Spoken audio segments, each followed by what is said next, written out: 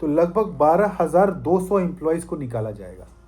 और इसके पहले टीसीएस ने ऐसा ले ऑफ कभी नहीं किया। मेल आएगा कि आपको एचआर बुला रही हैं, एचआर आपको बुलाएंगे, बोलेंगे तुम यहीं रिज़ाइन डालो, 3 महीने की सैलरी ले लेगा और उस 3 महीने फिर दूसरा जॉब ढूंढेगा।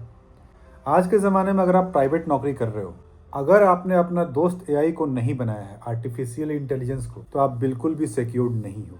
अब इसको कैसे समझते हैं, समझो। देखो, अभी इंडिया में सबसे बड़ी आईटी सर्विस प्रोवाइड करने वाली कंपनी है टीसीएस।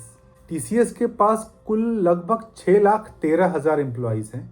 और टीसीएस को हम लोग सरकारी कंपनी बोलते थे प्राइवेट में, कि प्राइवेट में अगर किसी को सरकारी नौकरी चाहिए तो टीसीएस चले जाए। मतलब टीसीएस का ऐसा रेपो था कि टीसीएस कभी भी अपने एम्प्लॉयज़ को फायर नहीं करती है। अब जो आईटी सर्विस बेस्ड कंपनी है उसमें लोग फायर क्यों होते हैं, पहले वो समझो। जैसे कि आप किसी भी सर्विस बेस्ड कंपनी, जैसे इंडिया में इंफोसिस है, एचसीएल है, विप्रो है, कॉग्निजेंट है, टीसीएस है, आप उसमें जाओगे ना तो वो खुद के लिए काम नहीं कराती है। उनके डिफरेंट क्लाइंट्स होते हैं, अपने क्लाइंट्स के लिए काम कराती है। तो अगर आप किसी क्लाइंट के लिए काम कर रहे हो तो आप बिलेबल हो, आप प्रोजेक्ट में हो। जैसे ही आपका क्लाइंट के पास से काम खत्म होता है तो आप इनके बेंच पे आ जाते हो। मतलब अब आप बिलेबल नहीं हो, अब सैलरी आएगी आपके जो कंपनी जैसे टीसीएस में हो या विप्रो में हो तो उनकी पैकेट से आएगी, क्लाइंट के पैकेट से नहीं आएगी। तो उस केस में क्या होता था ना कि दूसरी कंपनी एक्सेप्ट टीसीएस वो ज़्यादा दिन तक अपने पैसे पे आपको नहीं रखती थी। वो मैक्स टू मैक्स 90 डेज, वो भी एक आध दो कंपनी, अगर आप कम बिलिंग पे हो तो, और ज़्यादा बिलिंग पे हो तो 60 डेज और 45 डेज में ही आपको नोटिस देके निकाल सकती थी कि भाई तुम को 1 महीने का समय दे रहे हैं, अगर तुम 1 महीने में प्रोजेक्ट ले लिए तो ठीक है, नहीं तो तुमको हम निकाल देंगे। बट ये सब चीज़ों में टीसीएस नहीं थी। टीसीएस कभी भी अपने एम्प्लॉयज़ को निकालते नहीं थे। अगर आप बेंच पे जाओ तो लोग उसमें 1-1 साल बेंच पे बैठते थे या उनको कोई ना कोई प्रोजेक्ट में डाल ही देती थी। लेकिन ये तब तक था जब तक रतन टाटा सर जी थे। रतन टाटा इथिकली बहुत अच्छे इंसान थे। उनके जाने के बाद भाई फिर से वही जो साइरस मिस्त्री ने किया था जब वो टाटा में आया था, तो और अब उनके जाते ही अपने नए सीईओ जो सीईओ हैं, उनका नाम क्या है, के कृथिवसन, उन्होंने क्या अनाउंस किया है कि अप्रैल 2025 से लेके मार्च 2026 तक हम 2% एम्प्लॉयज़ को निकालेंगे। इसका मतलब 6,13,000 टोटल एम्प्लॉय हैं, उसका 2% आप देख लो तो लगभग 12,200 एम्प्लॉयज़ को निकाला जाएगा।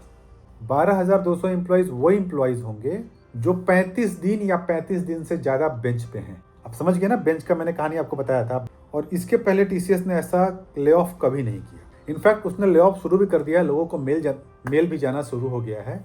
मतलब इस केस में क्या होगा कि अगर आप टीसीएस में हो तो आपको एक मेल आएगा कि आपको एचआर बुला रही हैं, एचआर आपको बुलाएंगे, बोलेंगे तुम यहीं रिज़ाइन डालो। अगर आप खुद से रिज़ाइन डाल रहे हो मेरे सामने तो मैं आपको 3 महीने की सैलरी दूंगी, आराम से घर जाओ। अगर आप नहीं डालोगे तो हम आपको टर्मिनेट करेंगे, उस केस में आपको 1 रुपये भी नहीं देंगे। तो भाई एक एम्प्लॉय क्या करेगा, 3 महीने की एटलीस्ट सैलरी ले लेगा तो 3 महीने की ईएमआई चलेगी ना उसकी। 3 महीने की सैलरी ले लेगा और उस 3 महीने में फिर दूसरा जॉब ढूंढेगा। बट ये इतना एथिकली गलत है, जब टीसीएस से ये एक्सपेक्टेशंस नहीं था। इनफैक्ट आज के दिन में ये न्यूज़ आते ही टीसीएस का लगभग 12,000 करोड़ का नुकसान हो गया। वो कैसे हो गया, आज उसका शेयर प्राइस गिर गया। शेयर प्राइस गिर गया ये न्यूज़ सुनते हैं, क्योंकि देखो टीसीएस और टाटा की कंपनीज के शेयर्स लोग इसलिए भी खरीदते हैं क्योंकि वो इथिकली अच्छी कंपनी है।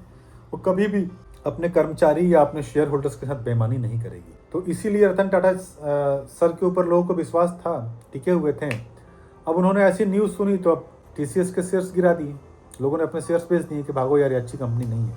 ऑब्वियसली इथिकली कंपनीज के साथ तो नहीं रहना चाहिए। तो भाई आज के ज़माने में, और हाँ, इसका कारण क्या बताया है कि एआई के आने से हमारा टेक्नोलॉजी में बहुत डिसरप्शंस हो चुका है। डिसरप्शंस का मतलब है कि बहुत सारे ऐसे टेक्नोलॉजी हैं जिसको एआई इमिट कर दी है।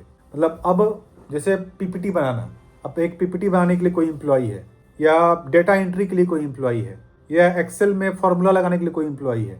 अब वो सब एम्प्लॉयज़ की ज़रूरत नहीं है ना, क्योंकि वो सब तो एआई करके दे रहा है। और एआई, जैसे आप एक जावा डेवलपर हो तो एआई में पहले हम लोग बैकएंड सीएसएस सब कुछ खुद से लिखते थे, लेकिन अभी एआई आ गई है, आप उसको पूरा मॉडल समझाओ, खुद लिख के कोड दे देता है। तो इन सब के कारण जितना भी मतलब टेक्नोलॉजी में बूस्ट आया है और डिसरप्शन आया है, उस कारण से अब कंपनीज को बहुत सारे एम्प्लॉयज़ की ज़रूरत नहीं है, बहुत सारा काम एआई खुद करके दे रहा है। तो इसलिए बेटर है कि एआई से दोस्ती करो, ये जानो कि एआई क्या नहीं कर सकता है, उसमें अपने स्किल्स को बढ़ाओ। जो एआई कर सकता है वही आप कर रहे हो, तो आप रिस्क जोन में हो।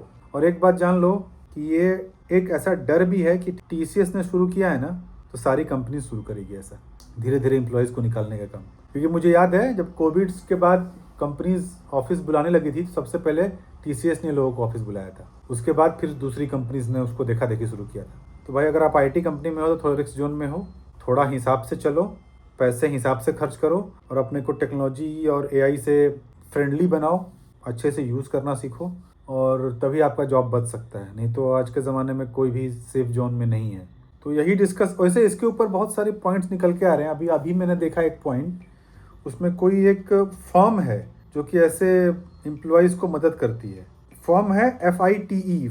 उसमें बोला है कि आप रिज़ाइन मत करो, उनको टर्मिनेट करने दो। अच्छा, FITE मतलब फोरम ऑफ IT एम्प्लॉयज़ ने लोगों को कहा है कि आप रिज़ाइन मत डालो, उनको टर्मिनेट करने दो, हम उस पर केस करेंगे। भाई चुपचाप रिज़ाइन डालो, 3 महीने की सैलरी लो। ये केस वेस के चक्कर में रहोगे ना तो बहुत लंबा खिंच जाएगा, तुम्हारा घर का खर्चा FITE नहीं दे देगी, ठीक है। TCS is a big firm. तो अगर आपको ऐसा कुछ नोटिस आया है, 3 महीने की सैलरी लो, मेहनत करो, नौकरी मिल जाएगी। मतलब अगर इमीडिएट ज्वाइनर हो तो नौकरी मिल जाती है। चलो फिर मैं इसी के साथ ये ब्लॉग एंड करता हूँ। अगर आपको अच्छा लगा हो तो please do like and subscribe. कल मिलते हैं एक नए ब्लॉग के साथ, तब तक के लिए बाय बाय।